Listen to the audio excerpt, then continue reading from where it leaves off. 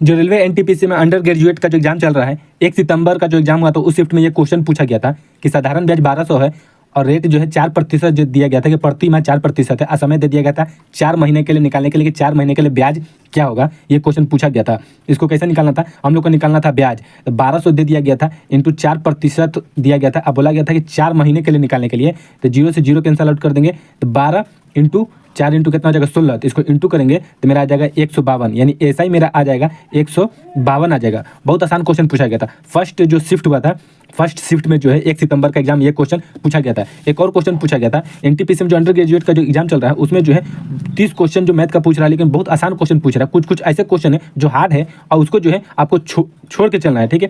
8 digit का कोई number था कि 54, 47, 48, इस तरह के जो ना 8 डिजिट का अंक दे दिया गया था। अब पूछा गया था कि किससे जो है डिविजिबल है, और 2 डिजिट का दे दिया गया था, 77 दिया था, 37 दिया था, 107 दिया था और इसी तरह 87 के 97 इस तरह करके दिया था। 4 डिजिट दिया गया था, लास्ट में 3 था कुछ करके, इसी तरह नंबर था। बोला गया था किससे डिविजिबल है, तो ये क्वेश्चन को ना आप लोग को छोड़ के चलना था, ठीक है। ऐसे से क्वेश्चन को एक और क्वेश्चन पूछा गया था कि 5.1 एंड 0.102 को पूछा गया था कि इसका एलसीएम कितना होगा।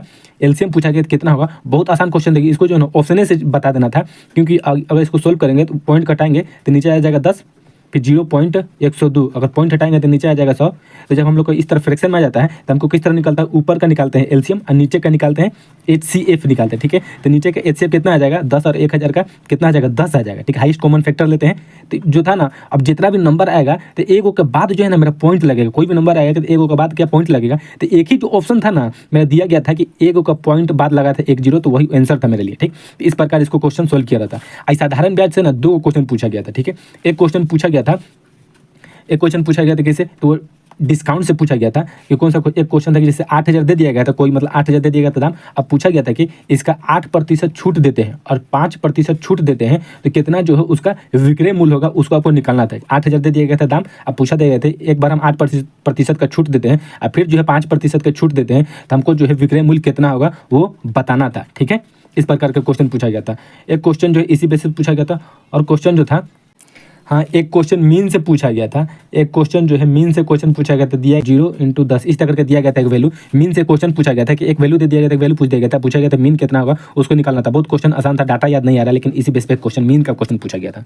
एक क्वेश्चन जो पूछा गया था वो जो है एवरेज से जो है ना, एवरेज से एक क्वेश्चन पूछा गया था। एवरेज से बहुत आसान क्वेश्चन था, दिया गया था कुछ नंबर इस प्रकार था, 47 था, 59, 52 था, 53 था, फिर 56 दे दिया गया था, एगो 79 दे दिया गया, एगो 80 कुछ करके दिया गया था। टोटल जो है ना 7 डिजिट का नंबर दिया गया था, 7 को दिया गया, मतलब 7 दिया गया था। अब पूछा गया था ना इसका एवरेज क्या होगा। इस प्रकार क्वेश्चन एक क्वेश्चन